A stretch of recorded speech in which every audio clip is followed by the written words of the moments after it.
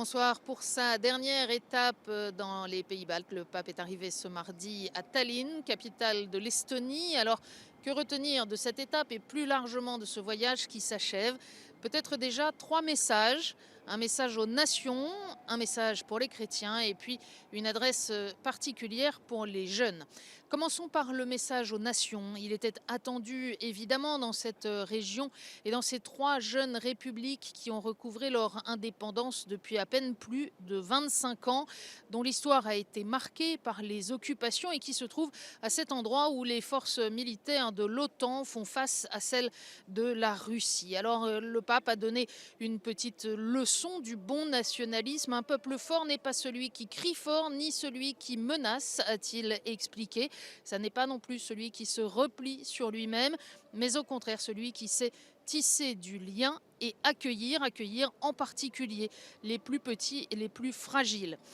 Le pape qui a également souligné les dangers de la postmodernité. Vous n'avez pas conquis votre liberté pour finir esclave du consumérisme, de l'individualisme, de la soif de pouvoir et de la domination.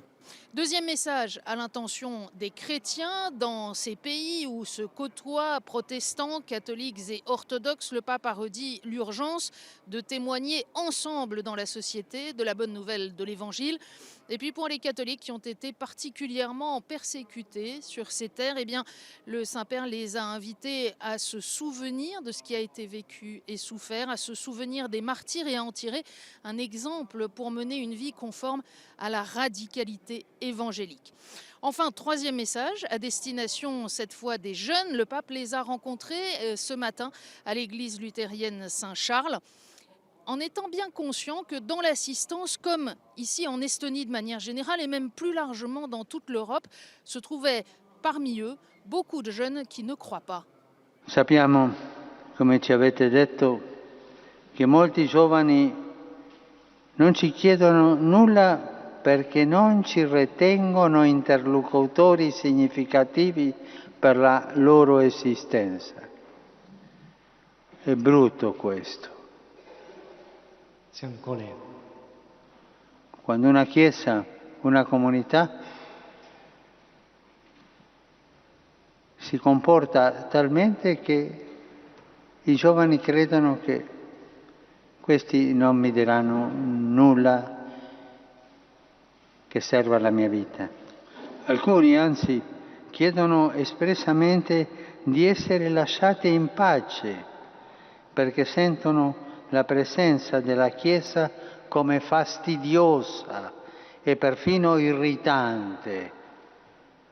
E questo è vero, Indignano gli scandali sessuali ed economici di fronte ai quali non vedono una condanna netta. Et le pape d'expliquer qu'avant de dire quelque chose aux jeunes, l'Église veut d'abord aujourd'hui les interroger, se laisser bousculer par eux, toujours avec ce désir de les aider à vivre à la suite du Seigneur et à résister au vide existentiel de la société postmoderne. Ragazzi e ragazze, l'amore non è morto, ci chiama, ci invia, solo chiede di aprire il cuore. Chiediamo la forza apostolica di portare il Vangelo agli altri. Un propos que le pape François ne manquera pas de poursuivre et d'approfondir dans les semaines qui viennent, puisque vous le savez, s'ouvre à Rome le 3 octobre l'Assemblée du Synode des évêques sur les jeunes, la foi et le discernement vocationnel. Un synode qui sera lui aussi naturellement à suivre sur KTO et ktotv.com.